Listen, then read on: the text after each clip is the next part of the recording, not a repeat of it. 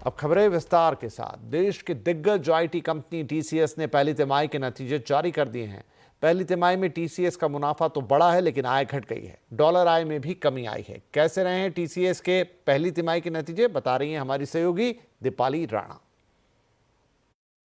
TCS के Q1 earnings mix रहे हैं। कुछ नंबर्स हैं जो इनलाइन विद एक्सपेक्टेशंस रहे हैं, कुछ एक्सपेक्टेशन से लोअर साइड पर आए हैं। प्रॉफिटेबिलिटी के साथ शुरुआत करते हैं। नेट प्रॉफिट्स 4.4% ग्रो हुए हैं सीक्वेंशियल बेसिस पे। 12,760 करोड़ का आंकड़ा कंपनी ने रिपोर्ट किया है, जो कि अनुमान से बेहतर साइड पर रहा है। वहीं अगर रेवेन्यूज देखेंगे तो रुपी रेवेन्यू और डॉलर रेवेन्यू दोनों ही अनुमान से लोअर साइड पर आते हुए दिखाई दिए हैं। रुपी रेवेन्यू में 1.6% की डाउनसाइड देखने को मिली है सीक्वेंशियल बेसिस पे। 63,437 करोड़ का आंकड़ा कंपनी ने रिपोर्ट किया है। वहीं अगर डॉलर रेवेन्यू देखेंगे तो एंटिसिपेट किया जा रहा था कि स्लाइटली ग्रोथ रह सकती है, लेकिन स्लाइटली लोअर साइड पर ये आंकड़े आते हुए दिखाई दिए हैं। डॉलर रेवेन्यू में 0.6% की डीग्रोथ सीक्वेंशियल बेसिस पे रही है। वहीं अगर एबिट ग्रोथ देखेंगे तो यहाँ भी 0.6% की डी ग्रोथ देखने को मिली है। ये भी अनुमान से स्लाइटली लोअर साइड पर आंकड़ा आते हुए दिखाई दिया है। ऑल्दो एबिट मार्जिन्स आप देखेंगे तो अनुमान से स्लाइटली बेटर साइड पर रहे हैं। 24.5% पर मार्जिन्स रहे हैं वर्सेस 24.2% पर। तो ये तो नंबर्स की हाईलाइट रही। अब तक जो मैनेजमेंट की कमेंट्री आई है उसमें उन्होंने कहा है कि जो मैक्रो इकोनॉमिक कंसर्न्स है, जियोपॉलिटिकल अनसर्टेनिटीज हैं, उससे डिमांड कॉन्ट्रैक्शन अभी भी बना हुआ है। ऑल न्यू सर्विसेज जो हैं वो ठीक परफॉर्म करते हुए दिखाई दी हैं। अब इंपॉर्टेंट रहेगा आगे के लिए कांस्टेंट करेंसी ग्रोथ किस तरीके की आती है। आंकड़ा अब तक नहीं आया है, लेकिन सो फार नंबर्स टीसीएस के मिले जुले दिखाई दे रहे हैं। जी, तो ये थे टीसीएस के नतीजे। इधर अब बाजार की बात करें तो वीकली एक्सपायरी पर आज बाजार में दबाव रहा। सेंसेक्स निफ्टी गिरावट के साथ बंद हुए। सेंसेक्स 346 पॉइंट गिरकर 83,190 और तो निफ्टी 121 पॉइंट गिरकर 25,355 पर बंद हुआ। Mid cap small cap index लाल निशान पर बंद हुए। तो वहीं आज के बाजार में डिफेंस, बैंकिंग और आईटी शेयरों में बिकवाली रही। फार्मा, एफएमसीजी इंडेक्स भी गिरकर बंद हुए। इसके अलावा रियल्टी और मेटल इंडेक्स में आज बढ़त देखने को मिली। आईडीबीआई बैंक में हिस्सा बिक्री का काम इस साल अक्टूबर तक सरकार पूरा कर सकती है। सूत्रों के हवाले से सीएनबीसी टीवी 18 को मिली एक्सक्लूसिव जानकारी के मुताबिक वित्त वर्ष 26 में 5 पीएसयू बैंकों के ओएफएस आ सकते हैं। खबर पर और डिटेल्स बता रहे हैं हमारे सहयोगी हारमोस फटाकिया। सूत्रों के हवाले से जो खबर आई है, सीएनबीसी टीवी 18 को ये खबर मिली, हमारी सहयोगी सपना दास को ये जानकारी मिली थी कि इस साल के अक्टूबर में आईडीबीआई बैंक की हिस्सा बिक्री की प्रक्रिया जो है वो पूरी हो सकती है। और इसी के साथ साथ इस वित्त वर्ष में 5 सरकारी बैंकों के ऑफर फॉर सेल भी आ सकते हैं, मगर उनमें से एक जो बैंक है, बैंक ऑफ महाराष्ट्र, उसका QIP जो है वो लॉन्च हो सकता है। वो मिनिमम पब्लिक शेयर होल्डिंग की शर्तों को पूरा करने के लिए ये QIP जो है वो लॉन्च किया जाएगा। साथ ही साथ जो है बाकी के जो 4 सरकारी बैंक्स हैं, ये वो सरकारी बैंक्स हैं जिनमें सरकार की हिस्सेदारी 90% से ज़्यादा है। उनका हाल फिलहाल में ही एक QIP हुआ था, मगर उनमें कोई ज़्यादा बड़ा डाइल्यूशन नहीं हुआ था। तो अब भी सरकार की हिस्सेदारी जो है वो 90% से ज़्यादा है। तो इन 4 बैंकों में जो है UCO bank, Indian Overseas bank, Punjab and Sind bank और सेंट्रल बैंक ऑफ इंडिया, इनमें जो है QIP या OFS जो है वो आ सकता है। और NBFC और सरकारी बैंक जो है इस साल, इस वित्त वर्ष में जो है लगभग 45,000 करोड़ रुपए QIP के जरिए जुटाने की कोशिश कर सकते हैं, जिसमें से बड़ा सा हिस्सा जो है वो SBI का ही है, जो 25,000 करोड़ जुटाने की कोशिश करेगा। एक और अहम कदम यह है कि NBFCs को बैंक बनने का विचार करना चाहिए। ये वित्त मंत्रालय की तरफ से उन्हें संदेश दिया जा रहा है। 2 या 3 बैंकों को वो चाहते हैं कि 2047 तक दुनिया के 10 बड़े बैंकों में शामिल किया जाए। और दूसरा सबसे बड़ा ये खबर है कि LIC की जो है OFS को मंजूरी मिली है, जिसमें पब्लिक शेयर होल्डिंग अभी भी फिलहाल सिर्फ 3.5% है, जो कि अभी भी जो सरकार ने बेची थी उनके IPO के दौरान। तो अभी भी फ्लोट बहुत कम है। उनके पास 2027 की मोहलत है पब्लिक शेयर होल्डिंग को 10% करने के लिए। तो एक और OFS जो है LIC की तरफ से आ सकता है। स्टॉक अभी भी अपने IPO प्राइस के नीचे ही चल रहा है। जून और Q1 में लाइफ इंश्योरेंस के आंकड़े मिले जुले रहे हैं। ज्यादा जानकारी के लिए अब हमारे साथ हैं हमारे सहयोगी यश जैन। तो यश, लाइफ इंश्योरेंस के आंकड़े क्या कहानी कह रहे हैं, किस तरीके का ट्रेंड इनमें दिखाई दे रहा है? अगर फाइनेस्ट ऑफ ऑल देखा जाए, जो कि लाइफ इंश्योरेंस कंपनीज लिस्टेड है, तो इसमें एक नाम जो क्लियरली उठ के आता है वो है मैक्स फाइनेंशियल सर्विसेज। आप कोई भी पैरामीटर देख लीजिए, ग्रोथ बहुत ज़्यादा स्ट्रॉन्ग है। और इस स्ट्रॉन्ग ग्रोथ को जो और भी अच्छा बनाता है वो ये है कि जो बेस था, यानी कि लास्ट ईयर जून जिस पे कंपनी को ग्रो करना पड़ा, वो ऑलरेडी स्ट्रॉन्ग था। यानी कि एक स्ट्रॉन्ग बेस पे और स्ट्रॉन्ग ग्रोथ दिखाया है मैक्स फाइनेंशियल सर्विसेज ने। अगर मैं डिटेल में नंबर्स की बात करूं तो जून में जो टोटल प्रीमियम कलेक्शन है वो 21% से बढ़ा है। जो फर्स्ट क्वार्टर का प्रीमियम कलेक्शन है वो 22% से बढ़ा है। जून में जो टोटल एनुअलाइज प्रीमियम इक्विवेलेंट होता है वो 25% से बढ़ा है। और जून का जो रिटेल बिजनेस है, रिटेल एपीई बिजनेस, वो भी 22% से बढ़ता हुआ दिखा है। HDFC लाइफ एक मिला जुला ग्रोथ है, मॉडेस्ट ग्रोथ है on a very strong base. काफ़ी स्ट्रॉन्ग था बेस लास्ट ईयर जून में और उस पर एक मॉडेस्ट ग्रोथ आया है। जून में न्यू बिजनेस प्रीमियम में कमी आई है 6% की, बट Q1 में प्रीमियम ग्रोथ 15% है। टोटल एपी जो कि जून के महीने में 8% का ग्रोथ है, रिटेल एपी में 12% का ग्रोथ है। ICICI प्रूडेंशियल ग्रोथ का ग्रोथ वीक रहा है जून के महीने में, जबकि एक फेवरेबल बेस था कंपनी के पास, फिर भी ग्रोथ वीक रहा है। जून में टोटल प्रीमियम कलेक्शन सिर्फ 4% से बढ़ा है, फर्स्ट क्वार्टर में 6.5% से बढ़ा है। टोटल एपी 11% से बढ़ी है और रिटेल एपी में 10% की कमी आई है जून के महीने में। SBI लाइफ की बात करें तो एक हेल्दी ग्रोथ आया है कंपनी के लिए और एक स्ट्रॉन्ग बेस के ऊपर एक ये हेल्दी ग्रोथ आया है, तो अच्छी बात है। जून का टोटल प्रीमियम 13% से बढ़ा है, फर्स्ट क्वार्टर का 3% से। जून में टोटल एपी 10% से बढ़ी है, रिटेल एपी 14% से बढ़ी है। LIC की अगर बात की जाए तो वीक है ग्रोथ जून के महीने में ऑन अ मॉडेस्ट बेस। मिला जुला बेस था लास्ट ईयर जून का, उस पर वीक ग्रोथ आया है। जून में टोटल प्रीमियम कलेक्शन 3% की कमी आई है। फर्स्ट क्वार्टर में जो प्रीमियम है वो 3% की बढ़ोतरी हुई है। जून में टोटल एपी 9% की कमी आई है और रिटेल एपी सिर्फ 2% से बढ़ा है। जी शुक्रिया। अब बात करेंगे चिप बनाने वाली कंपनी एनवीडिया की, जिसका मार्केट कैप $4 ट्रिलियन को पार कर गया। एनवीडिया ये जादुई आंकड़ा पार करने वाली दुनिया की पहली कंपनी बन गई है। कंपनी के शानदार सफर को जानते हैं हमारे सहयोगी हुरमास फटाकिया से। एनवीडिया ने कल, जैसे आपने कहा, इतिहास तो बनाया है। $4 ट्रिलियन का आंकड़ा, पहली कंपनी बनी है ये आंकड़ा पार करने के लिए। जैसे हम कहते हैं बड़ा है तो बेहतर है, तो एनवीडिया ने इस जो परिभाषा को जो है जस्टिफाई किया है। और अगर हम देखें तो ये सफ़र बहुत तेज़ी से एनवीडिया ने तय किया है, क्योंकि पहला जो $1 ट्रिलियन की मार्केट कैप उसकी हुई थी वो मई 2023 में हुई थी और उसके लगभग 9 महीने के अंदर अंदर वो डबल होकर 2 ट्रिलियन हुई और उसी के 4 महीने बाद यानी कि जून 2024 में वो 3 ट्रिलियन हुई। अगर डोनाल्ड ट्रंप और उनके टैरिफ टेंट्रम्स ना होते तो शायद ये चर्चा हम कुछ महीनों पहले ही कर रहे होते, मगर आज हम कर रहे हैं, यानी कि 272 सेशंस के बाद 3 से 4 ट्रिलियन का सफर जो है वो एनवीडिया ने पूरा किया है। अब 4 ट्रिलियन एक बहुत बड़ा आंकड़ा है, तो अब सोचिए एनवीडिया अगर देश होता तो क्या होता।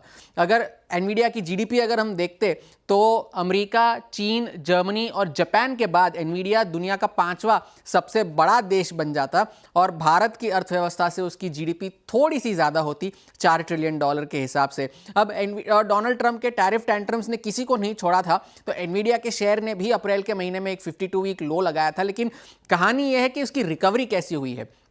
7 अप्रैल को जो लो बनाया था एनवीडिया ने, उसके बाद शेयर जो है 88% चला है और तब जाकर के ये मार्केट कैप को जो है $4 ट्रिलियन तक एनवीडिया पहुंचा है। अब अगर आगे की अगर हम बात करें तो एनवीडिया भारत के मार्केट कैप के हिसाब से 73%, भारत का मार्केट कैप लगभग $5.5 ट्रिलियन का है, तो उसके 73% की बराबरी एनवीडिया कर चुका है। 30 HDFC बैंक, 37 TCS और 22 रिलायंस इंडस्ट्रीज के बराबर एनवीडिया की मार्केट कैप अब हो चुकी है। और अगर हम रिटर्न्स की बात करें तो पिछले 2013 से अगर हम देखें तो सिर्फ 2 साल ऐसे हुए, 2018 और 2022, जिसमें एनवीडिया ने नेगेटिव रिटर्न्स दिए और 15 साल का उसका जो औसत कैगर है वो 70% का है। अगर 2020 से अगर हम देखें तो 4 साल उसमें ऐसे रहे हैं जिसमें एनवीडिया ने 100% से ज़्यादा के रिटर्न्स दिए हैं और लगभग कुछ सालों में तो 200% से ज़्यादा के भी रिटर्न्स एनवीडिया ने दिखाए हैं। अब कुछ नियर टर्म चैलेंजेस एनवीडिया के लिए है, क्योंकि मैनेजमेंट ने भी कहा है कि चीन की जो मार्केट है वो उनके लिए अभी अभी थोड़ी सी आउट ऑफ रीच हो गई है, क्योंकि एक्सपोर्ट कर्व्स जो लगाए गए हैं तो इस तिमाही में $8 बिलियन का नुकसान संभव है। पहली तिमाही में भी नुकसान हुआ था और इस तिमाही के बाद, और 50 बिलियन का चीन का मार्केट है, उनसे थोड़ा सा एक्सेस अभी फिलहाल कटा हुआ है। और तीसरा बड़ा चैलेंज जो है वो रेवेन्यू ग्रोथ में कमी। अब ये कमी की परिभाषा जो है वो उनके अपने ऊंचे स्टैंडर्ड्स की वजह से है, क्योंकि अगर हम कुछ पिछले क्वार्टर्स को अगर हम मैप करके देखें तो पिछले 8 क्वार्टर्स में से 5 ऐसे क्वार्टर है जहां पर एनवीडिया की रेवेन्यू ग्रोथ 100% से ज़्यादा और कुछ में तो 200% से ज़्यादा की है। मगर इस साइज पर अगर आप 70% की रेवेन्यू ग्रोथ दे रहे हैं तो कोई भी इसे लैपअप करेगा, लेकिन एनवीडिया के स्टैंडर्ड्स ऐसे हैं कि 70% रेवेन्यू ग्रोथ पर भी बाजार ये सोच रहा है कि वो 100% वाले दिन शायद दोबारा ना आ सके। अब दुनिया तो चढ़ते सूरज को सलाम करती है, तो वॉल स्ट्रीट भी एनवीडिया को सलाम कर रहा है। 68 एनालिस्ट ऐसे हैं जो अभी भी एनवीडिया पर खरीदारी की राय को बरकरार रखे हुए हैं और एक बिकवाली की राय अभी भी एनवीडिया के स्टॉक पर है। तो ये एनवीडिया का सफर रहा, 4 ट्रिलियन तक का तो बड़ा तेजी से हुआ है, मगर अगला ट्रिलियन जोड़ने की कवायद जारी है। अमेरिकी राष्ट्रपति डोनाल्ड ट्रंप के एक के बाद एक देशों पर टैरिफ लगा रहे हैं। कल रात ट्रंप ने 7 देशों पर भारी भरकम टैरिफ लगाने की घोषणा की। इनमें अल्जीरिया, इराक, लीबिया और श्रीलंका पर 30%, ब्रुनई और मालदोवा पर 25% और फिलीपींस पर 20% टैरिफ लगाने का ऐलान किया गया। इसके बाद उन्होंने ब्राजील पर भी टैरिफ बम फोड़ दिया। ट्रंप ने ब्राजील पर 50% टैरिफ लगाने का ऐलान किया है। ये सभी टैरिफ 1 अगस्त से लागू होंगे। इस घोषणा के कुछ ही घंटों बाद ब्राजील के राष्ट्रपति लुइज इनासियो लूला डी सिल्वा ने कड़ा जवाब देते हुए रेसिप्रोकल एक्शन की चेतावनी दी है। उन्होंने कहा कि अगर अमेरिका ने ब्राजील पर एक तरफा तरीके से टैरिफ बढ़ाया तो ब्राजील भी उसी के जवाब में कदम उठाएगा। इस साल अब तक करीब 99% ईपीएफ धारकों को ब्याज क्रेडिट हो चुका है और इस सप्ताह के अंत तक ईपीएफओ 100% इंटरेस्ट क्रेडिट कर देना चाहता है। Central PF commissioner Ramesh Krishnamurthy ने हमसे खास बातचीत में कहा कि सरकार ईपीएफ में और भी रिफॉर्म्स कर रही है।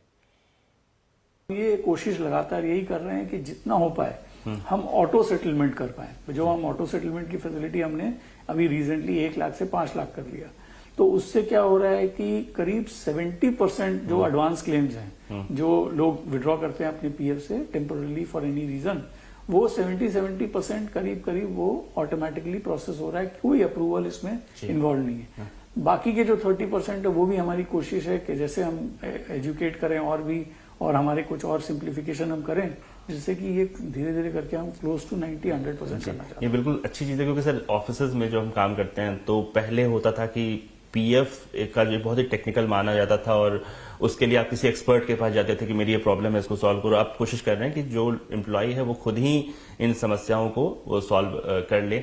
आने वाले कुछ महीनों में, सालों में हम कौन से और रिफॉर्म्स देख सकते हैं इस सेगमेंट में? ये सिंप्लीफिकेशन का प्रोसेस और ज्यादा तेज करेंगे हम लोग। अभी हम लोग अपना कंप्यूटर सिस्टम्स को रिवैम्प कर रहे हैं, तो उसमें जितने भी आपके जो दिक्कतें आती हैं, लोगों को रिजेक्ट हो जाता है। तो रिजेक्ट इसलिए भी होता है क्योंकि जो है आप कई बार पहले ही क्लेम कर चुके होते हैं या आपका बैलेंस कम रहता है। तो ये सब हम आपको पहले ही बता देंगे, आपका बैलेंस कितना है, आपने कितनी बार क्लेम कर लिया है, आपका सर्विस पीरियड कितना है, जिससे कि आपको पहले ही मालूम हो कि आप एलिजिबल नहीं हो, आप या फिर आपके एलिजिबिलिटी के हिसाब से आप विड्रॉल करेंगे। तो ये सब अभी हम कुछ ही महीनों में सब तो वो एक एम्प्लॉय को पहले ही पता चल जाएगा, मतलब आप पोर्टल पे जाके या फिर पोर्टल में जब क्लेम फाइल करने जाएगा तो आपको उसी में आपको दिख जाएगा कि ये क्लेम आप एलिजिबल हैं, नहीं एलिजिबल हैं, जो कि आज के दिन पे वो फाइल कर देता है। उसके 2-3 दिन बाद पता चलता है कि भाई ये रिजेक्ट हो गया क्योंकि आपके पास इतने पैसे नहीं थे, या फिर ये रिजेक्ट हो गया क्योंकि आपके इतने सर्विस साल नहीं हुए। तो ये सब जो है ये पहले ही आपको पता चल जाएगा, जिससे कि आपको गाइडेंस मिल जाएगा कि आप कैसे क्लेम भर सकते हैं, क्या क्लेम भर सकते हैं। भारत की सोलर कैपेसिटी में पिछले कुछ सालों में 4000% से ज़्यादा की ग्रोथ हुई है। देश की कुल रिन्यूएबल एनर्जी क्षमता अब 227 गीगावाट तक पहुंच गई है। वाणिज्य मंत्री पीयूष गोयल ने बताया कि हाल ही में 1 लाख करोड़ रुपए का R&D फंड मंजूर किया गया है, जिससे नई बैटरी टेक्नोलॉजी को बढ़ावा मिलेगा। उन्होंने निवेशकों से रिन्यूएबल सेक्टर में ज़्यादा निवेश की अपील की है ताकि भारत 2030 तक 500 गीगावाट के लक्ष्य को हासिल कर सके। Our overall renewable energy capacity is today standing at a very robust 227 gigawatt, and we are probably the first G20 country who has achieved goals, the nationally determined contributions we set out to achieve in the Paris Agreement. We continue in our mission for 500 gigawatt of renewable energy by 2030. And as we power our journey to 500 gigawatt, I think the energy storage systems will continue to have massive opportunities in the years to come. Bihar में voter list verification मामले में supreme court ने चुनाव आयोग को बड़ी राहत दी है। सुप्रीम कोर्ट ने इस प्रक्रिया पर रोक लगाने से इनकार कर दिया है। अब इस मामले की सुनवाई 28 जुलाई को होगी। कोर्ट ने इस मामले में क्या क्या कहा, ये बताने के लिए हमारे साथ जुड़ गए हैं हमारे संवाददाता असीम मनचंदा। असीम, सुप्रीम कोर्ट ने क्या कहा है और किस और उनका एम्फेसिस या जो है झुकाव ज्यादा है? चुनाव आयोग बिहार में वोटर लिस्ट का स्पेशल इंटेंसिव रिवीजन कर रहा है। इसको लेकर के सुप्रीम कोर्ट में 10 से ज्यादा याचिकाएं दायर की गई थी और इसके ऊपर जो डॉक्यूमेंट इसमें लगने थे उसके ऊपर सवाल उठाए गए थे, साथ ही इसकी टाइमिंग पर भी सवाल उठाए गए थे। आज सुप्रीम कोर्ट ने इस पूरे मामले की सुनवाई की। सुप्रीम कोर्ट ने कड़े शब्दों में कई सारे सवाल सबसे पहले चुनाव आयोग से पूछे। सुप्रीम कोर्ट ने चुनाव आयोग से पूछा कि क्या आपके पास ऐसा इसको रिवीजन करने की शक्तियां हैं। दूसरा, सुप्रीम कोर्ट ने यह भी पूछा कि इसमें आधार को क्यों शामिल नहीं किया गया। तो ऐसे में जो इलेक्शन कमीशन है उसने जवाब दिया कि आधार आपको नागरिकता का अधिकार नहीं देता। कोर्ट ने सुप्रीम कोर्ट ने इसकी टाइमिंग के ऊपर भी सवाल उठाए। कोर्ट ने पूछा कि ठीक चुनाव से पहले इस तरह की एक्सरसाइज क्यों की जा रही है।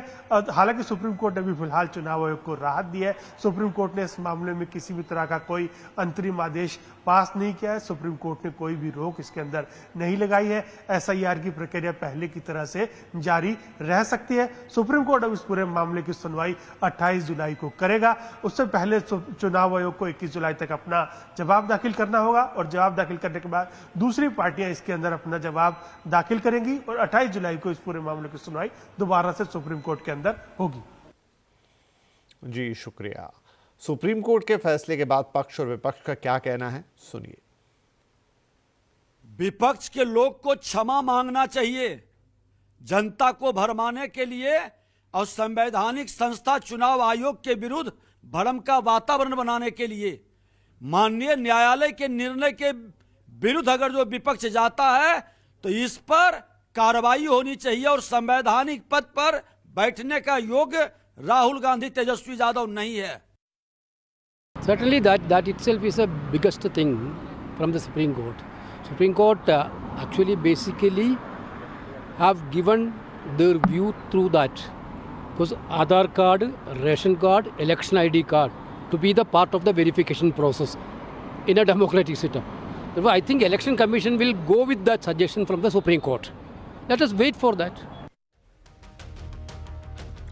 बिहार में वोटर लिस्ट वेरिफिकेशन चलता रहेगा। इधर इस पर सियासत भी चरम पर है तो आवाज अड्डा में आज इसी पर हो रही है चर्चा। बिहार में एसआईआर सर क्या है डर, शाम 7:57 पर जरूर जुड़िए हमारे साथ।